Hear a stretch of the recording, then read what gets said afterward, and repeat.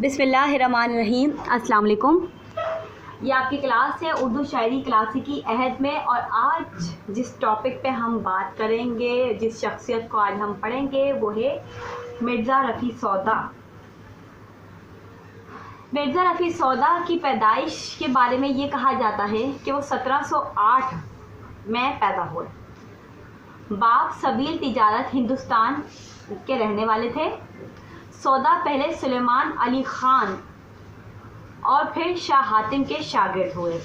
خان آرزو کی صحبت سے بھی فائدہ حاصل کیا، خصوصاً اردو میں شعر گوئی میں انہی کے مشورے سے شاعری شروع کی۔ محمد شاہ بادشاہ کے زمانے میں ان کی شاعری عروج پر تھی۔ کئی روسا کے ہاں ان کی قدر ہوتی تھی، خصوصاً بسنت خان مہربان خان زیادہ مہربان تھے۔ جب احمد شاہ ابدالی اور مرہٹوں کے حملوں نے دہلی کو تباہ و برباد کیا تو سودا نے باہر کا رخ کیا اور 1721 میں جو ہے وہ عماد ملک کے پاس متھرا گئے۔ پھر اسی سال فرخ آباد میں نواب مہربان خان امید کے یہاں تقریباً 22 برس رہے۔ وہاں سے 1770 میں نواب کے انتقال پر شجاع الدولہ کے زمانے میں فیض آباد پہنچے۔ 5 سال بعد جب آصف الدولہ تخت نشین ہوئے اور اپنا پایہ تخت لکھنؤ میں منتقل کیا تو یہ بھی ان کے ہمراہ لکھنؤ آ گئے۔ یہاں ان کی زندگی با فراغت بسر ہوئی۔ 6000 روپے سالانہ ان کا وظیفہ مقرر ہوا اور 75 برس کی عمر میں ان کا انتقال ہوا۔ مصفی فخر الدین اور قمر الدین نے تاریخیں کہیں۔ ان کی کلیات میں 42 قصیدے روسا اور اہل بیت وغیرہ کی مدح ہیں۔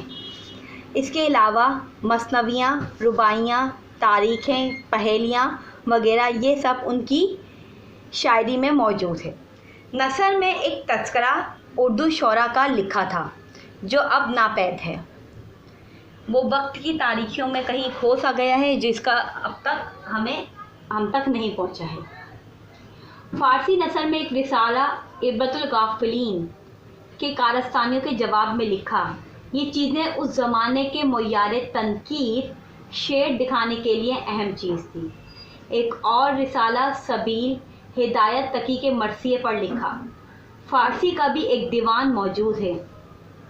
سودا کا غزل گوئی میں کوئی خاص رنگ نہیں ہے، وہ اس میدان میں طرح طرح سے تباہ آزمائی کرتا ہے۔ غزل کی جان، صفائی زبان اور سادگی اس کا بیان ہے۔ سودا نے غزل میں اس بہت کم خیال رکھا ہے۔ انہوں نے غزل میں فارسی کے مشہور استاد نظیری صاحب اور سلیم و کلیم کا رنگ اختیار کیا ہے۔ یہ شعراء صاحب طرز تھے، ان کی خصوصیات اردو میں آسانی اور سہولت سے نہیں نبھ سکتی، اور خصوصاً ایسے زمانے میں جب اردو ابتدائی اور فعال حالت میں موجود تھی اور اس کی تشکیل ہو رہی تھی۔ اس لیے سودا نے غزلوں میں قصیدوں کی زبان استعمال کی جس میں عربی فارسی ترکیبوں کی بہتان تھی، اور قصیدے کی طرح غزلوں میں بھی بہت سی چیزیں انہوں نے نت نئی وہ لے کر آئے۔ انہوں نے غزل کو قصیدے کے مقابلے میں پست کہہ دیا۔ سودا نے خود اس طرف اشارہ کیا۔ وہ کہتے ہیں کہ سودا کا قصیدہ ہے خوب، ان کی خدمت میں لیے یہ غزل جاؤں گا۔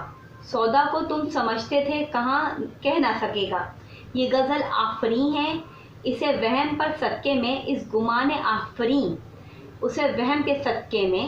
سودا کے غزل گوئی کے متعلق یہ غلط فہمی دراصل ان کے طرز بیان میں پیدا ہوئی۔ اس زمانے میں میر جیسا بلند پایہ غزل گو استاد موجود تھا جس کی صاف اور سلیس زبان میں نغمہ سرائی نے خاص و عام کو اپنا گرویدہ بنا لیا تھا۔ وہ نہایت مترنم بحریں استعمال کرتے تھے اور ان کی بحروں میں جو غزلیں ہیں وہ خاص طور پر بہت دلچسپ ہیں۔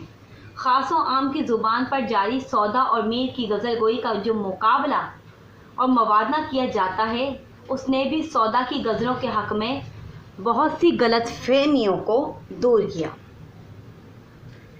ایک اور چیز جو یہاں پر ہمیں ملتی ہے کہ میر کے کلام میں علم پرست اور سودا کے کلام میں جو ہے ایک خوش رنگ تھا۔ میر کا ایک خاص رنگ تھا، اس کی دنیا ہی الگ موازنہ کی خاطر اسے کسی اردو کے شاعر کے مقابلے میں لا کھڑا کرنا توہین ہے۔ عبدالسلام کے نزدیک سودا کے کلام پر عمومی حیثیت سے جو رائے آزاد نے دی ہے وہ صائب ترین ہے، اس پر کسی مزید اضافے کی ضرورت نہیں ہے۔ اہل سخن کا اتفاق ہے کہ مرزا اس فن میں بہت زیادہ اہم ہیں۔ اسی وجہ سے ان کے یہاں جو ہمیں چیزیں ملتی ہیں وہ یہ کہ انہوں نے ان کا جو عہد رہا ہے وہ ایک خاص عہد رہا ہے۔ اس عہد میں انہوں نے بہت اہم کارنامے نہ صرف انجام دیے ہیں بلکہ یہ کہنا زیادہ اہم ہوگا کہ سودا جو ہے قصائد کی نسبت غزل میں زیادہ آزاد ہے۔ ان کی ہنگامہ آرا اور پرزور طبیعت کے لیے یہ زیادہ موزوں ہے۔ ان کی جودت طبع اور ان کا زور تخیل قصائد میں وسیع ترین میدان پایا جاتا ہے۔ یہی وجہ ہے کہ ان کے یہاں مدح اور دعا کے حصوں کو چھوڑ کر جس میں رسم مبالغہ آریزی موجود ہوتی ہے وہ اس چیز کو مکمل اپنے قصیدے سے نکال دیتے ہیں۔ اگر ہم سودا کی وفات کے بارے میں بات کریں تو 70 برس کی عمر میں جو ہے لکھنؤ میں جو ہے انہوں نے وفات پائی۔ مرزا آغا باقر کے امام باڑے میں مدفون ہوئے، جہاں ان کی قبر آج بھی دیکھی جا سکتی ہے۔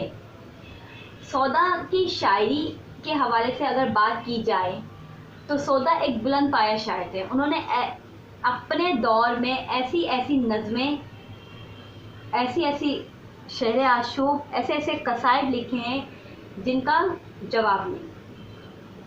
اچھا، جو ایک اہم چیز جو سودا کی قصیدہ نگاری پر اگر ہم بات کریں تو اس میں ایک چیز نظر آتی ہے کہ سودا اور ذوق دونوں نے ایک ہی فن پر طبع آزمائی کی ہے۔ سودا نے پہلی بار فارسی کے طرز پہ قصیدے گائے۔ اصل میں فارسی گو شعراء سے اس میدان میں ٹکر سبھی نے لی، اور اگر مولوی محمد حسین آزاد کے بیان پر اعتبار کیا جائے تو اس میدان میں فارسی کے ناموں شہسواروں کے ساتھ جو نام ہمیں دکھائی دیتا ہے وہ ہے اس کے ٹکر کا، وہ ہے مرزا رفیع سودا۔ مرزا رفیع سودا کی عظمت کا اعتراف، اردو کے تمام ناقدان نے مرزا رفیع سودا کی عظمت کا اعتراف کیا ہے۔ بعض لوگ تو سودا کے قصائد کی اس حد تک مداح ہیں کہ انہیں بنیادی طور پر قصیدہ گو شاعر مانتے ہیں اور ان کے قصیدے کو غزل پر ترجیح دیتے ہیں،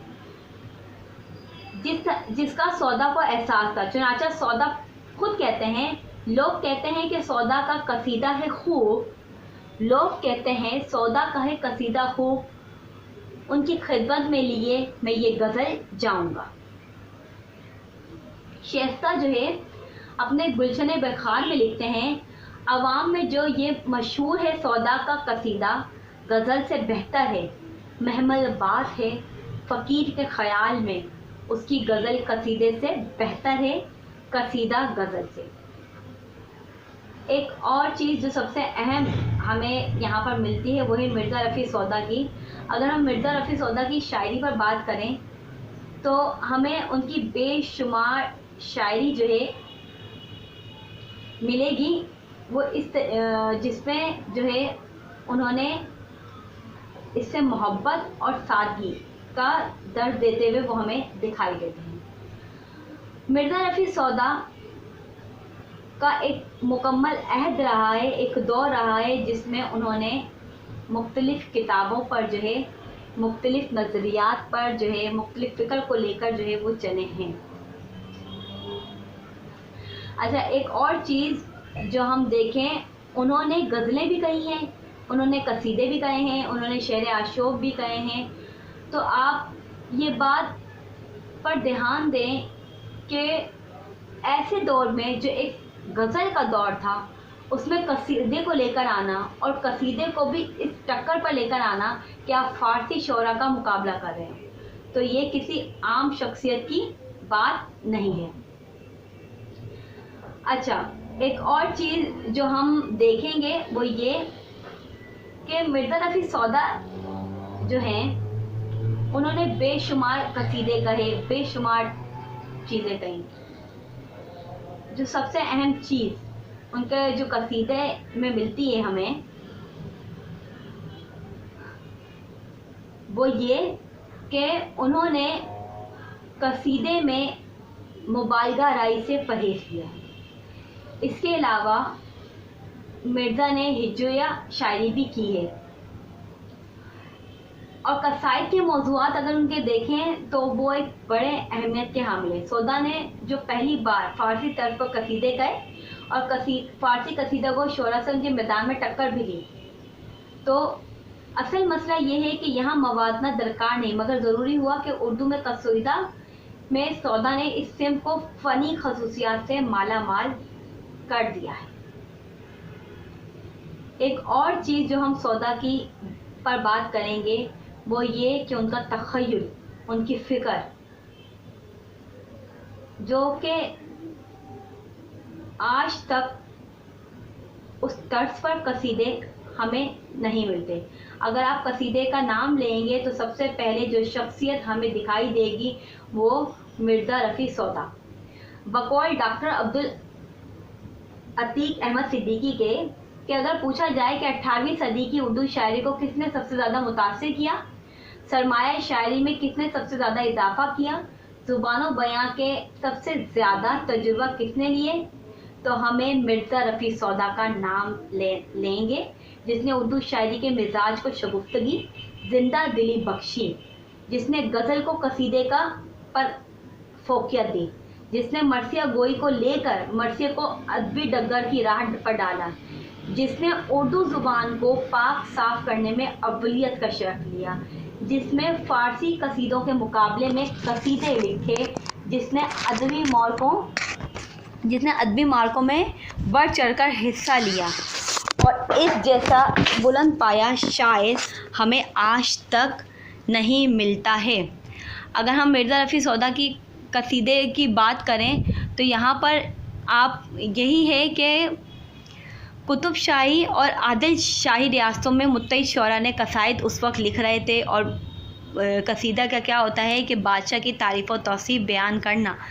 اردو میں قصیدے کو صحیح معنوں میں جس شاعر نے اعتبار بخشا اور وہ کوئی نہیں، وہ ہے مرزا رفیع سودا۔